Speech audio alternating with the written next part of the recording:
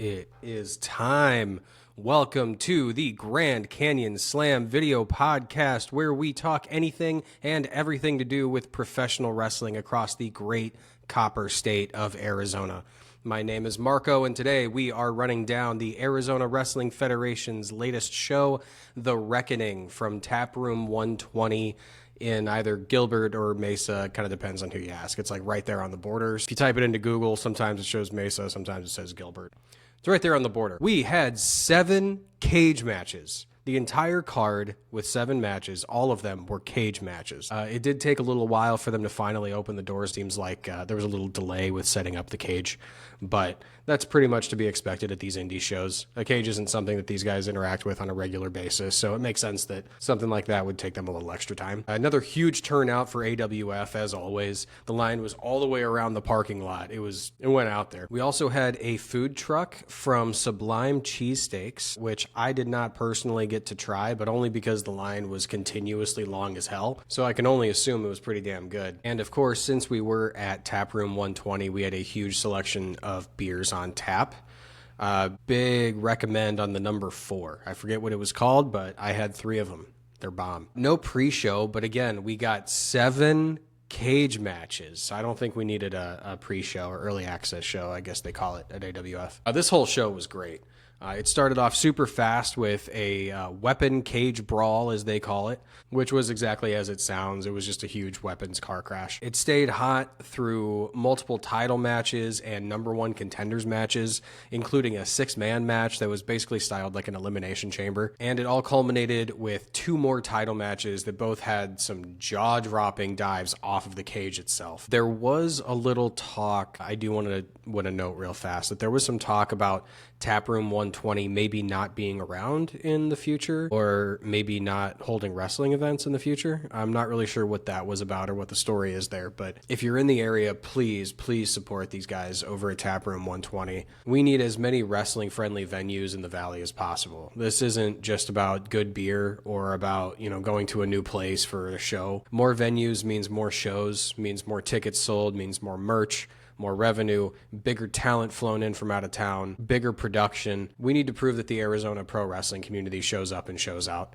for our own. So huge thank you to Taproom 120 for hosting AWF, and I desperately hope that that doesn't go anywhere anytime soon, because these shows are always a blast. The beer is always awesome. The crowd is always great, and it's always a great time. So I hope these shows are profitable for them, and I hope everyone else enjoys them as much as I do. But with that being said, again, this show was awesome. So let's not drag out this intro any more than I already have.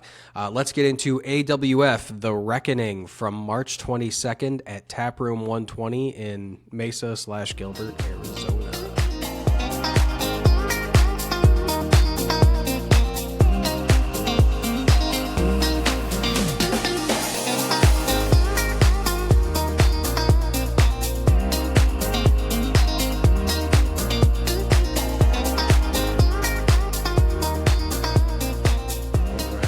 First match of the night was a weapons cage brawl, an execution weapons cage brawl, obviously featuring the team of Execution, Aaron Creed and Maverick. I was a little confused as to what exactly the rules were. The announcer did explain it over the PA during the intros, but I was still getting all set up, still getting my seat and everything, so I didn't quite hear everything. So I didn't totally know what the rules were at first, but I did eventually figure out that this was basically a free-for-all elimination match that, per the name, was completely designed to feature Execution's violence and absolute dominance and power. One by one, they took out, here's the full list of everyone in this one: BGT, Ozzy G, Mighty Mike, Roy Davidson, who I thought was the real standout in this one, Dos Equis, and I swear I'm going to mispronounce this. Dude, if you hear this, please reach out and correct me. Von Dugan, I believe. I think that's how it's pronounced. Somebody please correct me if I'm getting that wrong, or let me know if it's right. Anyway, each of these guys all entered with their own unique weapon. BGT came out with a painting. I forget all the other ones, and I didn't write them down. I remember thinking that some of them were funny and that they all made sense, but now in this moment I can't explicitly remember what everybody's weapons were. I believe Von Dugan, God, I hope again that I'm saying that right. I think he came out with the kendo stick. I know that one got used pretty heavily. But they all enter with their own weapons. They all try to get a shot in on the execution guys, pretty much fail and get annihilated. They didn't really interact with each other. It was mostly about attacking execution. The match actually started with everybody else teaming up against execution. A couple moments of note. Ozzy was chokeslammed through a trash can that could not have tickled. Roy had a funny spot where he was trying to use something in a water bottle as a weapon, but ended up getting it splashed in his own face. Again, he was the comedic standout of this match. BGT stormed out whenever his painting got ripped up and destroyed, although I'm not really sure what he was expecting. It was a fun, short match, all weapons and character-driven craziness. That execution ultimately won. Just destroyed everybody. The crowd was loving it. Everybody was having a good time. It did exactly what it was designed to do, I'm guessing, which was showcase the violence that the crowd was going to get in the various cage matches throughout the night. And again, highlight execution as the dominant force that they are. I hope they get a tag title match soon. They're a really good team. They're a lot of fun. And I think that their power going up against either of the two tag teams that are in the title match later on the show would make a great complementary match. Moving into our second match of the night for the AWF Unleashed title, we have Big Money Clutch, the champion, defending against Moxie Strokes, or Stroke. I'm not sure if it's singular or plural still. I always see it both ways. So I want to preface this by saying I'm not sure how Moxie identifies, so I'm just going to go with them during this breakdown just to play it safe. I'm just noting for clarity and out of respect. We do respect chosen pronouns here at the Grand Canyon Slam, just like we respect gun ownership rights. Live and let live, we say, but also show your neighbors the respect that you want them to show you. That was the beauty of the Wild West and is the modern beauty of the great state of Arizona, in my opinion. The truest libertarian melting pot I've ever seen. But I digress. Clutch had just won the title from Damian Black at AWF's last show and looks to begin his reign with a strong title defense against Mox, who is, of course, a big crowd favorite and a regular at multiple local promotions around the valley. Clutch throws money in the air during his entrance, and in a pretty comedic moment, I'm not sure if this was by design or not, but the referee behind Clutch's back scooped up a couple dollar bills and put them in his back pocket. And again, I know that in reality, he's going to hand them back to Clutch as soon as the match is over backstage, but it looked like he was trying to pocket a few bucks, and it was just really funny in the moment. Mox starts off quickly with some leaping offense, but it doesn't really take long for Clutch to put an end to that. He picks up Mox and throws him into all four sides of the ring, really showing off his power and highlighting the potential violence of the cage gimmick. Clutch starts to leave simply through the door. He just tells the ref to open the door, but he's taking his sweet time about it. He's kind of being braggy, so that gives Mox time to get up at the very last second and slam the door in his face. Mox gets up in the corner, starts to climb out of the cage, but Clutch catches up. They trade some shots in the corner. Ultimately, Clutch throws Mox off the top rope, but Mox is so freaking fast, like a spider monkey. Mox climbs in the corner, slaps Clutch's ass, kicks him in the jaw, and Ranas him off the top rope. That was absolutely amazing. Mox climbs the cage, but Clutch catches up again. Clutch pulls Mox off the cage, catches him, slams him, and after some big slam that I couldn't quite see from my vantage point, just exits through the cage door like an absolute bitch. But Big Money Clutch is still the AWF Unleashed champion, but man, I was really hoping for a short reign. This guy sucks. Not really. He's just a great heel. I love to boo him. I really want him to lose, desperately, and I can't wait to see him lose. And I love Mox. Mox is so much fun. There's a reason the crowd loves him. The energy, man. Just the energy. The confidence. The attitude. I love it. I really wish Mox had walked away with the win here, but the reign would have been too short. Moving into our third match. This one was a number one contenders match for the AWF women's title. This was between Chrissy Rivas, who's showing off a new look, and SOS. These guys have faced off recently. I believe their last match was a blindfold match where Rivas got absolutely annihilated. Not really a shocker. But we had BGT as the guest ring announcer. I don't know all the story behind this. I know that BGT and Rivas are friends who've been fighting. I guess I need to catch up on the BGT show on YouTube. That's totally on me. Please, somebody catch me up on what I've missed so far. BGT and Chrissy are still very pissed at each other, screaming back and forth and not having a lot of patience. BGT was supposed to be in Chrissy's corner, it seemed like, but was giving her more crap than advice. What little I was able to gather from their interaction was that Chrissy has a pretty short fuse. Definitely a hothead character. She's also got a new look. I love the hair. It's a nice touch. Also, I have to say, SOS's music is so badass. I love that. I don't know what it is, but I want to listen to it while I work. Legit, I actually wrote that down while I was writing the script for this episode, and so I pulled up the song, found it on YouTube through her YouTube, and listened to it on a loop while I finished the script. Okay, finally getting into the actual match. Chrissy starts, again, she's hot-headed, she's angry, she's already worked up, so she starts by slapping SOS across the face and immediately regretting that decision. She is thrown around like a rag doll for a couple minutes, all around the ring, slammed, thrown, tossed into the ring, into the ropes, into the mat. SOS hits Chrissy with a Three Amigos, and somehow Chrissy kicks out, which was a really cool surprise, but probably a bad idea because now SOS is just pissed. SOS picks Chrissy up, hits a scary scoop slam and pins her, but now that she's pissed off, after the 2 count, she picks Chrissy up and isn't done yet. So she could have won, but wasn't feeling it. Hits a huge sidewalk slam and finally takes the pin. Pure domination, which is probably to be expected, but it must be noted that Chrissy is visibly progressing. She is looking better every single show, and it needs to be noted because her journey has been so much fun to watch. I'm really excited to see where she goes in her career. And of course, SOS, as always, is an absolute monster. I don't know which of her 3 personalities she was supposed to be tonight because she's always a beast, but she is the #1 contender for the women's title. Now we just need to see who is going to be the champion that she faces in tonight's main event. A very fun match. Again, a lot of progress from Chrissy, but still the expected absolute domination by SOS. Moving into our 4th match, had a tag team cage match for the AWF tag team titles between defending champs Marty Snow and Aiden Colt. And I don't. It's stylized as HIM. I don't know if he's called him or if it's HIM. I'm going to call him him because it's easier. Somebody, again, please correct me. I have got to find a better seat at these shows so that I can hear the announcer. Him teaming up with Chaos, and Snow and Colt have just won the tag titles at AWF's last show, so I do believe this is their first title defense. I assumed it would be a tornado tag match given the cage, but it was not. They were tagging in and out. So I won't lie, I was really confused here in this match. I thought that Snow and Colt were the faces, but they weren't really acting like it, especially later as the match progressed. So I don't know if that was an on-the-fly change just because they're veterans, they know what they're doing. They felt the crowd energy and decided to switch it up, or if that was part of the story. But by the end of the match, they were definitely the heels, and I didn't think that they were supposed to be. So I'm not sure if that was a turn that was part of the story, or if, again, they were just playing to the crowd energy. Or maybe I'm just a moron who had absolutely no idea what was going on, and there was some third thing.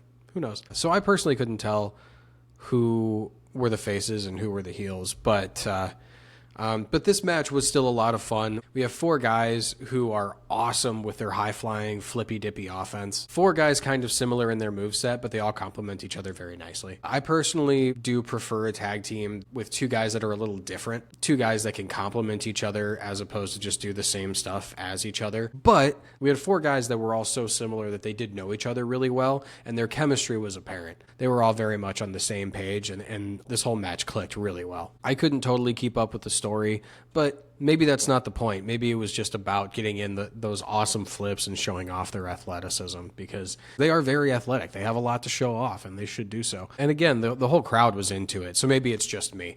You know, not every match resonates with every fan, so I think this was just the one where I was the odd man out here, because again, the crowd loved it, but much to their chagrin, Colt and Snow did pull out a win in their first title defense here. Again, since they were the heels at the end of the match. Not sure if that was by design or not, but would love to speak to them and get their take on everything there and kind of break it down for me from their perspective. That would be a lot of fun. A lot of athleticism from all 4 men, and really excited to see all 4 of them again. We're about halfway through the show, and it's been a really solid, fun night. The biggest moments for me have probably come from the Clutch and Mox match. That one was probably the most fun of the 4, although execution and everything that they pulled off with the weapons was a lot of fun. Chrissy selling for SOS was phenomenal, and I'm super hyped for SOS's title match. All four men again in that tag match were so athletic. It was super fun to see that, and it was a fun change of pace for the card and for the show on the whole. And now this was kind of the turning point in the card. This is where things really picked up, and we started getting longer matches with more story and more contentious back and forth matches, less one-sided. This was the King of the Cage match. This was a 6-man gauntlet-style elimination match that seemed to be styled after the Elimination Chamber, I think. You could only be eliminated by pin or submission. There was no escaping the cage. And the winner became the #1 contender for the AWF heavyweight title and will face either Chubby Depp or Chris Evans, whoever wins in the main event later on. The 6 men in this match were King Khan, a personal favorite of mine, Damian Black, another favorite of mine, Lorenzo, another favorite of mine, Cash Cartier, another favorite of mine, Dagoosh, another favorite of mine, and Ray Black, yet another favorite of mine. I was a sucker for this match. This match, I marked out for this. This match was created for me. This is so exciting.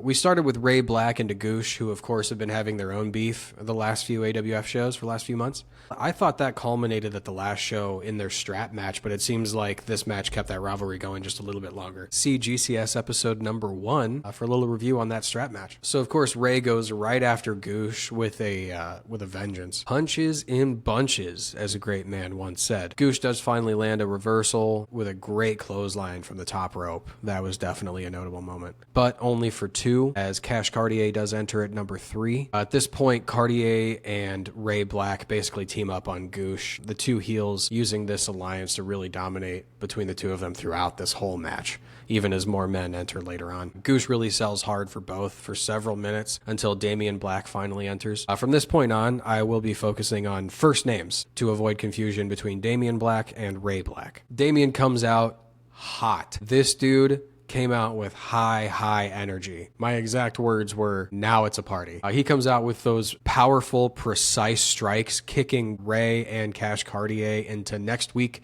next month. He kicked them into AWF's next show on April 26th. Easy plug. This guy's strikes are beautiful. They are like deadly looking. They look so legit. Damian taking over gives Goosh a little bit of time to recover, so they try teaming up against the heels, but it doesn't really work. The heels continue to take over until King Khan comes in with somehow even more energy than Damian came in with. I love this guy so much. He's seriously like a real-life anime character. His energy, his mannerisms, just his outfit, everything about this man screams right out of a manga, however the hell you pronounce that. We got 5 men in the cage. This is total chaos. Everybody attacking everybody. A couple moves of note. Ray hit a sweet crossbody off the top rope. Cash got thrown into the cage. Damian reversed a strike into a smooth as hell rolling DDT with the accidental assistance of Cash Cartier. That was a fun moment. Ultimately, the 2 heels do team up to eliminate Damian Black. Goosh and Lorenzo try to form their own alliance, but that doesn't pan out at all. The heels continue to team up to eliminate Lorenzo to make sure that alliance doesn't become anything, with an awesome backstabber / powerbomb combo that was really cool and really could not have felt great for Lorenzo. And then the heels team up to eliminate Khan with a huge slam that I couldn't quite see from my vantage point, but I could hear it, and it was hard. We're now down to 3. We've got Goosh and the 2 heels, Ray Black and Cash Cartier. Goosh and Ray tee off on each other while Cash just sits back and watches. He does try to get involved at one point, but Ray wants no part of it. He tells him to back off. Ray hits a huge elbow off the top rope, but before he can get the pin on Goosh, Cash swoops in and steals the pin. So Goosh is eliminated, and we're down to Black and Cash. I was initially confused. Like, an elimination is an elimination. Why would Cash bother stealing the pin? But then I got it pretty quickly. Ray Black is pretty angry. He has a short fuse, and when he gets pissed, he loses focus and he messes up, as we've seen in his recent matches with Goosh.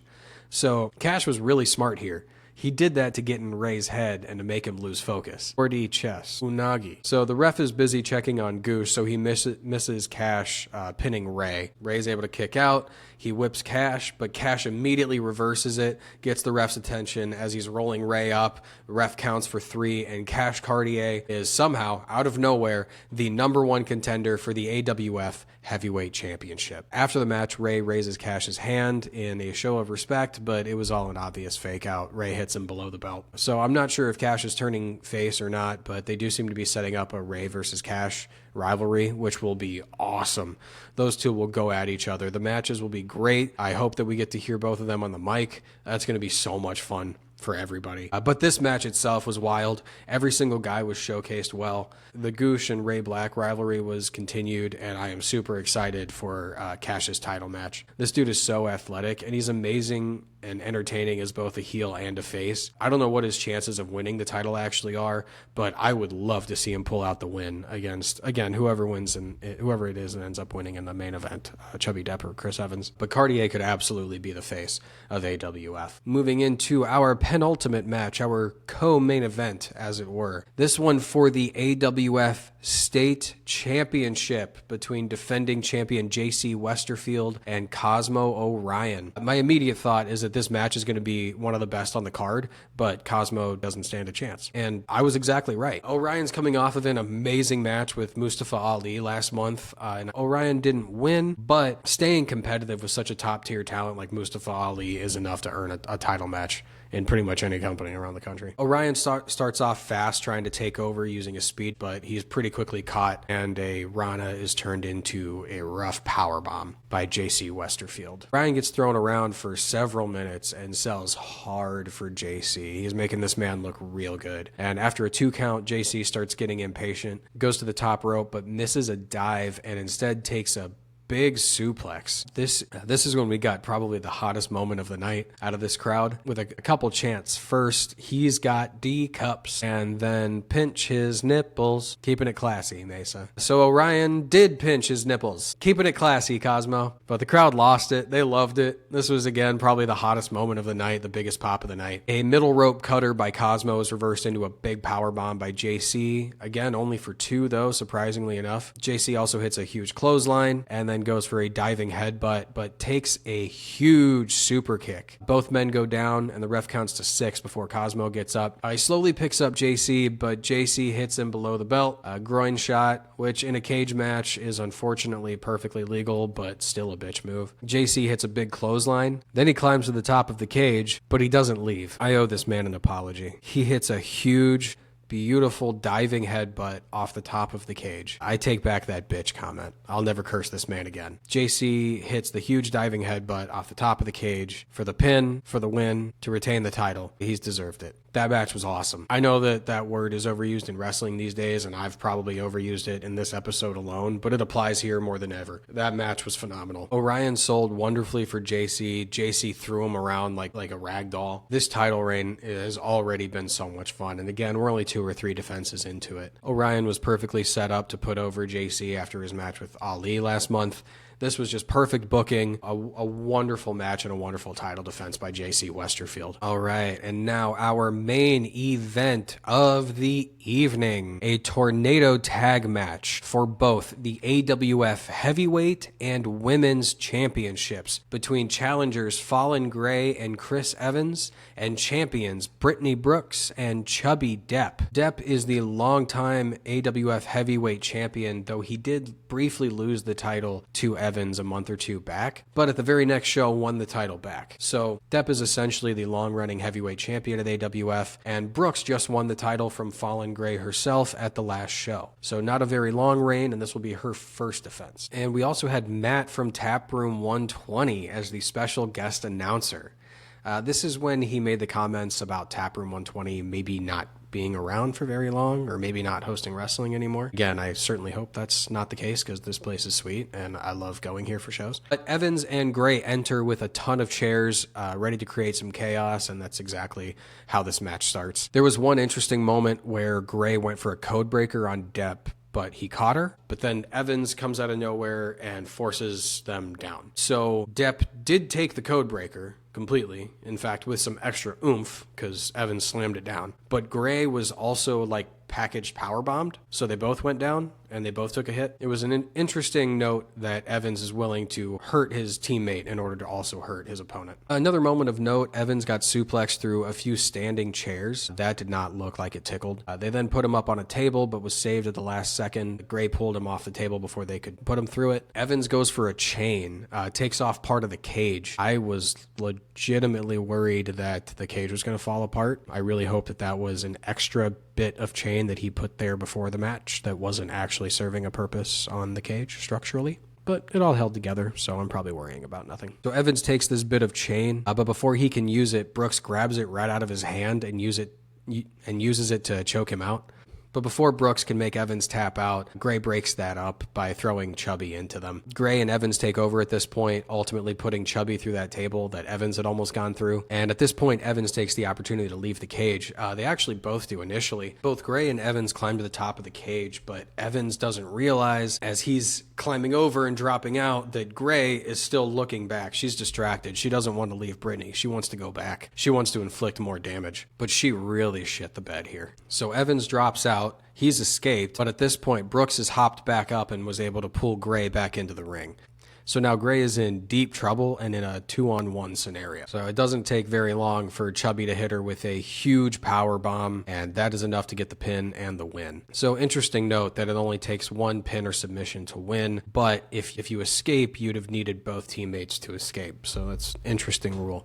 But Evans and Gray really shit the bed with that miscommunication, and Evans kind of dropped the ball too. There was one point where he could have climbed back in. He was standing right in front of the cage door, freaking out, trying to coach Fallen Gray, and the door came unlocked and swung open for several seconds, like a good 10, 15 seconds. It was wide open, right in front of him, and he just stood there screaming at her and pointing. He could have tried to climb back in, I'd have thought. I don't know. Would have been a fun moment, but I guess just didn't fit the script of the match. But it did kind of take me out of it, I admit. But still, a wild, perfect cap to the night. This whole match was exciting, beginning to end. The crowd was into both faces so much. The defending champs are so beloved by this crowd. They're both classic faces. They're exactly what you want from the faces of your company and from your top-tier good guys. They're that John Cena smiling, high-five the kids, take pictures, and sign autographs kind of good guys. And you can tell that it's not just a character. That really is both of them. They seem like fantastic people, and just they're so much fun to watch in the ring and so much fun to root for. I hope I get to interview them one day. That would be awesome. I'm also really excited to see where both of their title reigns go from here. Chubby, again, I would assume will be ready to move on from Chris Evans now that he's defended the title again. As I mentioned, he has lost the title to Evans at one point technically, so maybe Evans still has an argument to be made, especially given all the shenanigans of this match. Maybe one final match is in the cards for them. But Depp also has Cash Cartier, who just won a #1 contenders match, to deal with next. So it'll be really interesting to see what Depp does next. And as for Brooks, who's been away for a little while, taking care of her boyfriend, Chris Bay, sounds like and looks like he's doing amazing. Glad to hear it. But now that she's back and now that she's won the title, she won the title last month. She's defended it this month. I am not sure that Fallen Gray has much of a case to be made for a rematch. So, especially with SOS winning her own #1 contenders match, it seems to me that Brooks is ready to move on and take on a new opponent. This entire show was a blast, as always, from AWF. A very well-balanced show. You had everything from the high-flying tag match to that crazy car crash of an opener with all the weapons to the heavy-hitting brawls that found their way into every spot of this card to the story-heavy title matches that capped the night, both of them, all three of them, rather. Another grade A show from AWF with an awesome venue in Taproom 120 with great beer. I love the hipster vibes, a great PA system. I know my hearing is shit, so I didn't catch half the names, but everyone else knew who everyone was. But you could understand the promos, which goes a really long way.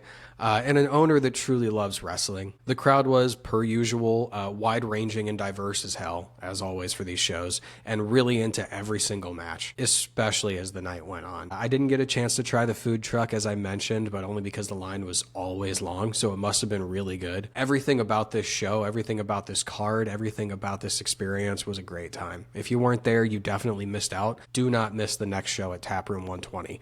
go check out Taproom 120. Even if there isn't a show, it's a great bar. It's a great time. My match of the night was a tie between, first, the state title match between Westerfield and Orion, and secondly, the King of the Cage match, the 6-man match for the #1 contendership that Cash walked away winning. Both matches used the cage to their advantage, continued a story from previous shows, stood out in their own way, had their own dynamic, their own unique story, and kept the crowd engaged from beginning to end. There was not a down point on this show, but both of these matches really turned up the energy. My moment/pop of the night was Cosmo Orion's devastating, brutal, stiff, borderline unnecessary nipple pinch. Purple nurple, whatever you call it. It was too much. It was unnecessary. No man ever needs to suffer through that. Not even a bastard like JC Westerfield. It's too much. No, but seriously, it was either that or Westerfield's headbutt off the top of the cage. I definitely did not see that coming, and I will no longer, even in kayfabe, talk shit about this guy. I can't do it anymore. He's earned my respect. I can't clown on him. I'm done. I was really hoping that shitting on JC Westerfield was going to be like a running gag on the podcast, but after that, I just can't do it. I just can't do it. My wrestlers for the night, another tie. I don't think I'll ever be able to pick just one. But again, JC for that huge dive and his huge title defense against Cosmo Orion. Cash Cartier for his #1 contendership win and very, very much earning a match that he deserves. That match is going to be great with Chubby Depp, and I can't wait to see it. And third, Chrissy Rivas for the major and obvious progress that she continues to make in each and every show.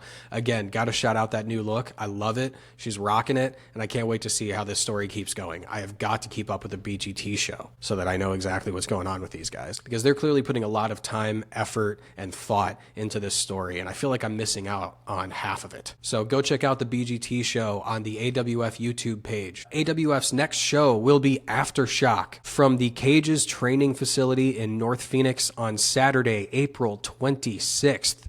Early access doors open at 6, which means they've got matches. So pay the extra $5. Don't miss those matches. They're always fun. They're always unique. They're always awesome. Get in, get your seats, get set up, meet the wrestlers, take some pictures, grab your snacks, grab your merch. It's only like $5 or $10 to get in early. And again, if you don't, you're missing matches that are key to these stories. Also, to recap, we know that Big Money Clutch will be defending the Unleashed title against Nolan Knight.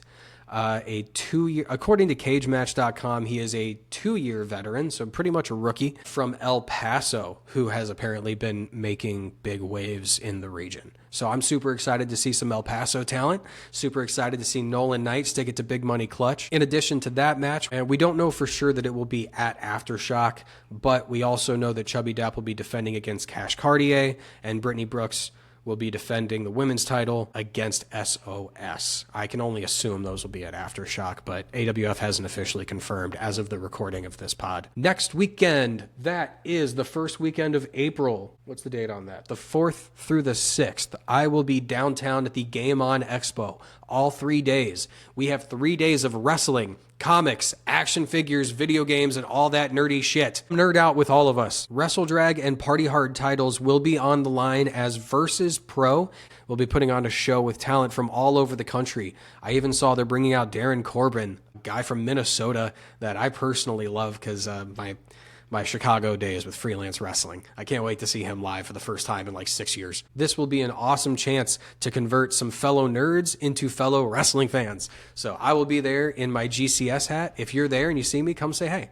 I'd love to meet you in person, as always. But that's what we've got coming up. Otherwise, thank you for listening. Please remember, as always, like, share, subscribe, comment, generally interact and engage. My goal is to hit a total of 100 subscribers between YouTube, Spotify, and Apple Podcasts by the weekend of Memorial Day, because that is when AEW comes to town for Double or Nothing. It doesn't sound like much, just 100, and I don't really think it is, but it is only 2 weeks away. So please, if you hear this, if you're listening to this, spread the word. Again, like, share, subscribe, comment, all that fun stuff. We are again available on Spotify, Apple Podcasts, and YouTube. Follow the Grand Canyon Slam on Facebook, Instagram, and Twitter. We don't call it X. And check out the GCS calendar at grandcanyonslam.com. As always, let me know if there is a show that we are missing on the calendar. I'm always missing a show or two, so please call me out, point it out, correct me. I will be back within the next 2 weeks, either with the Game On Expo episode or